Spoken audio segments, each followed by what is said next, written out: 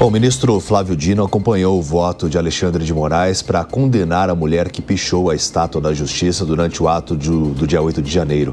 A Janaína Camilo tem os detalhes ao vivo para a gente. Qual a pena prevista nesse caso, Janaína?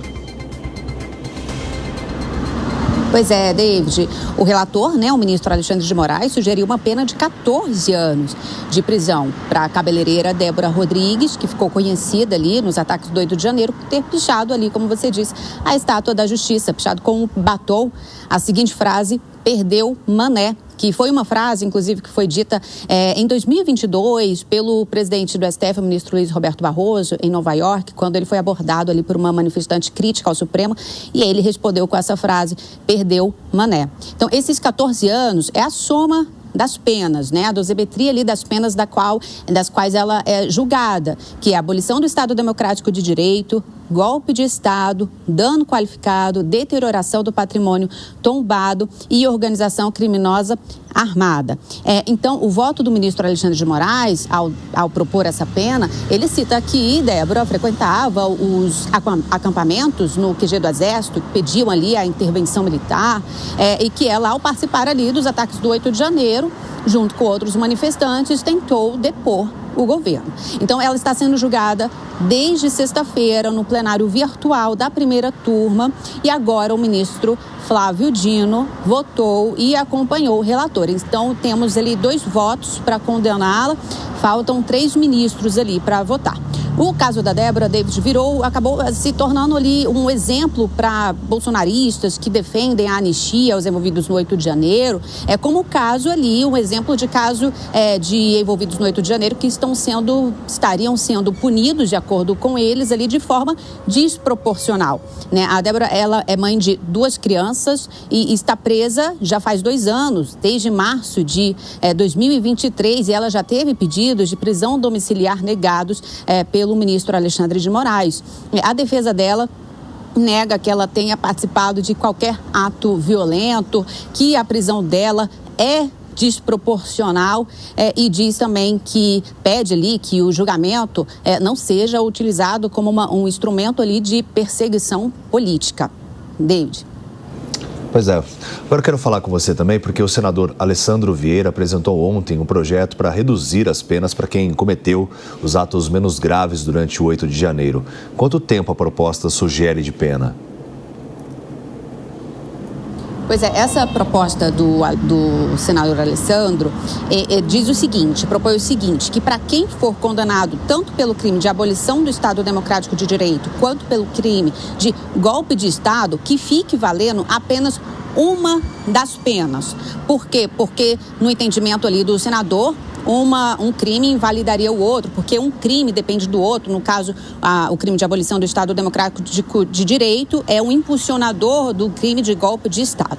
Então, primeiro, ele defende isso. E ele também propõe ali, ele faz propõe uma mudança no Código Penal. Ele propõe a redução das penas máximas desses 2 crimes. Por exemplo, a abolição do Estado Democrático de Direito tem uma pena máxima de 8 anos. Ele propõe uma pena máxima de 6 anos. E golpe de Estado tem uma pena máxima de 12 anos, e aí o senador propõe nesse projeto uma pena máxima de 8 anos. E aí as penas mais severas ficariam mesmo ali restritas àqueles que foram apontados nos ataques do 8 de janeiro, como os financiadores ou organizadores ali desses ataques. Então, nesse projeto, o próprio senador, ele cita o caso da Débora Rodrigues também, dizendo que, no caso dela, a pena deveria ser mais branda. E aí ele faz uma crítica ali ao Supremo, ele diz, por exemplo, exatamente assim, que as decisões tomadas pelo Supremo, lideradas pelo ministro Alexandre, no caso dos envolvidos no 8 de janeiro, se afastam cada vez mais do ideal de justiça. David. Tá certo, Janaína, muito obrigado pelas suas informações. Daqui a pouquinho a gente volta a se falar, porque eu quero passar também para os nossos analistas para que possam avaliar todo o contexto, A pena de 14 anos por uma pichação com um batom. Realmente, muitas pessoas consideram uma pena exacerbada, desproporcional à medida que ela teve. Você pensa assim também, Mônica? Sem dúvida, O problema que está acontecendo nessa situação toda é que tudo está sendo analisado em bloco, porque o ato o contexto inteiro do que aconteceu naquele 8 de janeiro foi muito errado, foi muito absurdo e é importante que haja uma reação institucional de que aquilo é inadmissível e que a sociedade brasileira não vai aceitar que aquilo se repita. Agora, entre a gente se posicionar contra e não ter um olhar diferenciado para as diferentes participações de pessoas diferentes em tudo que aconteceu naquele dia, também é um pouco errado, assim, é um pouco maluco, porque nem tanto ao mar, nem tanto à terra. Eu não gosto quando a gente fala em anistia para todo mundo, porque é dar a impressão de que tudo bem, aquilo que aconteceu é aceitável. Então, o problema da anistia, quando ela é discutida num contexto amplo, é exatamente você deixar de punir aqueles que precisam sim ser punidos. Agora, a Débora justamente virou um exemplo para os dois lados, que é do errado.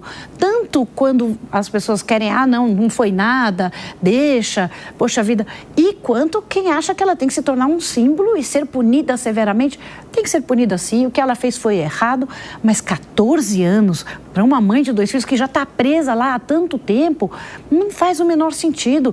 O projeto do Alessandro Vieira, senador, meu querido amigo do Renova, começa a haver luz. É importante que as penas, que haja punição, porque aí, o Brasil vem com aquela, você faz uma pena de 100 anos e sequer a pena é cumprida.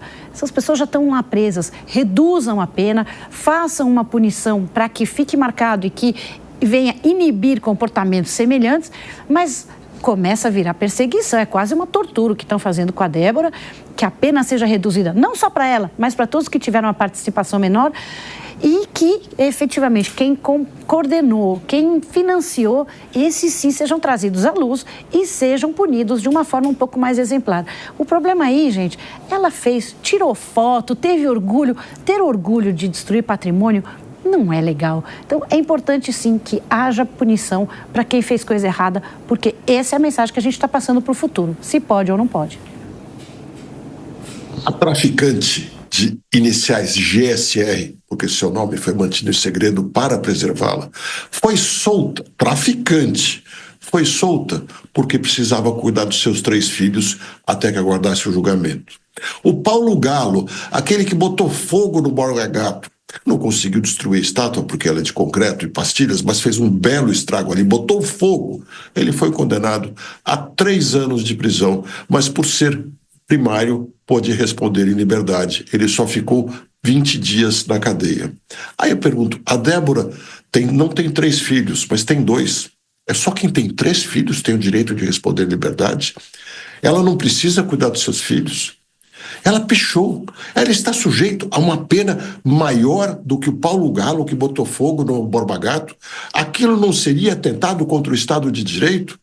Na minha percepção, não é nem anistia, mas sim revogar, e também não reduzir as penas, mas revogar essas leis de tentativa de abolição de democracia, tentativa de acabar com o Estado de Direito. Não faz sentido isso, não faz o menor sentido. Nós já temos legislação para proteger as instituições. O que estão fazendo com a Débora, para mim, é um completo absurdo.